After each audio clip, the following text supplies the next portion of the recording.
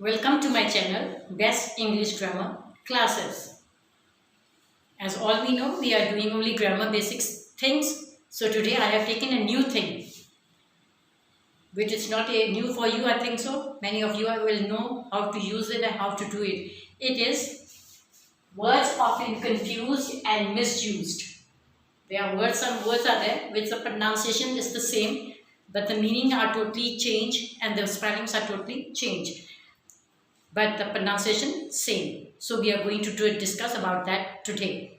आप सभी का स्वागत है मेरे चैनल में बेस्ट इंग्लिश ग्रामर की क्लासेस में। आपको मालूम है कि हमारा सिर्फ काम जो है ग्रामर के बेस के ऊपर ही हम करते हैं। आज मैं एक नई चीज़ लेकर आई हूँ आपके लिए। हो सकता है आप बहुत लोगों को पता भी हो, जो 9th-10th में है उनके लिए आता भी है, उन्होंने किया भी होगा। क्या चीज़ है वो? Words often confuse. कई अक्षर होते हैं जो कन्फ्यूज होते हैं, सोच कर हड़बड़ा जाता है क्या चीज़ें हैं, और उसको मिस यूज़ करते हैं, अच्छी तरह से उसका आप इस्तेमाल भी नहीं करना चाहते। वर्ड है, उनके प्रोनाउंसिएशन जो हम जैसे उसको बोलते हैं वो एक ही तरह के हैं, मगर उनके मीनिंग जो उनका मतलब है वो बिल्कुल अलग है, और इसके अलावा उनके जो स्पेलिंग है वो भी अलग होते हैं, मगर प्रोनाउंसिएशन एक होती है, जिससे हम धोखा खा जाते हैं। तो आज वो हम नई चीज़ शुरू करने लगे हैं।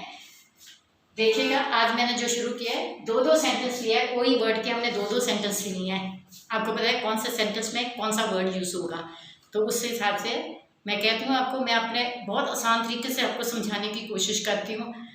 आप भी उसको समझने की कोशिश कीजिए और थोड़े प्यार से और ध्यान से मेरे काम को देखिएगा। चलो let's begin with today word.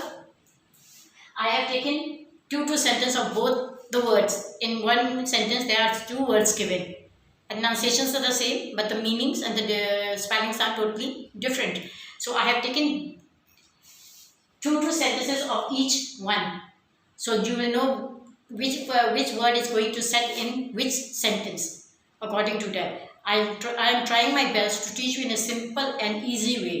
So please help me to help you in your work, and you do the grammar portion as fast as you can learn it easily. So please, let's begin with the first sentence. What is it? Words often confused and misused. The words are given, pronunciation is the same, I told you, but the meaning and the spelling are totally changed. So how we use them? Just first sentence. All accept, A-double-C-E-P-T, accept, accept, E-X-E-P-T, accept, accept, Roman where present. Now, what is the difference between it? Accept means to receive it. If you get something, you say, okay, I accept it. Accept other than this one. We will say like that. So what will be wrong? All, not accept. We are not going to receive it, but we are going to another than that. Accept. Roman word present. पहला sentence देखिए, all except ए के साथ है, A-double-C-E-P-T है, और दूसरा E-X-E-P-T, accept है। दोनों में क्या बोला? एक्सेप्ट मैंने हम किसी चीज को मान लेते हैं, कबूल करें, हाँ जी मैं ले लेता हूँ, मैं कर लेता हूँ, मैं कबूल करता हूँ, उसके लिए। एक्सेप्ट मीन्स इसके अलावा। तो उसमें क्या आएगा कि सारे बच्चों के में रमन के अलावा बहुत सारे आए थे, तो क्या आएगा? ऑल एक्सेप्ट रमन वे प्रेजेंट। तो ये आ गया। दूसरा देखिए, वही चीज है, एक्सेप्ट एक्सेप्ट एक्सेप्ट एक्सेप्ट। वैसे इसको कैसे यूज करना है? पहले मैं ई का वाला यूज किया, दूसरे में देखिए, we can not accept accept your offer. तुमने जो हमें बोला है, जो तुम ऑफर दे रहे हो, वो हम उसको मानेंगे नहीं, कबूल नहीं करेंगे। तो हम उसमें क्या लगे? A-double-C-E-P-T, accept. एक्सेप्ट मीन उसके अलावा होगा ना, तो हम उसको मान नहीं रहे। जो तुम बोल रहे हो, तुम जो ऑफर दे रहे हो, हम उसको मान नहीं रहे। Second tense, we cannot accept your offer means what you are giving us. So we are not going to receive it. We are not going to take it. So instead of accept, we will say accept. We are not going to accept your offer. What your offer you are giving, we are not going to take it. Third one. Do not spit on the floor. F-L-O-U-R, F-L-O-O-R. Both are the pronunciation same, meaning and spelling are different. Do not spit on the floor. F-L-O-U-R and F-L-O-O-R. So what is the floor? Floor means the base of the room. So what will be the F-L-O-O-R?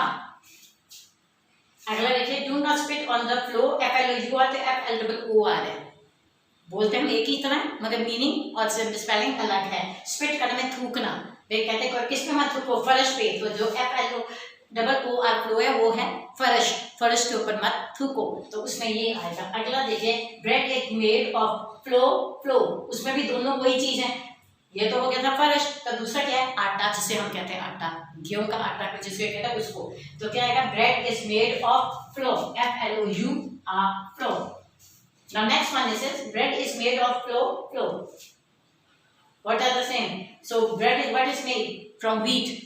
Grinded wheat is flour. So what we use, bread is made of flour, FLOUR. It will be the correct answer.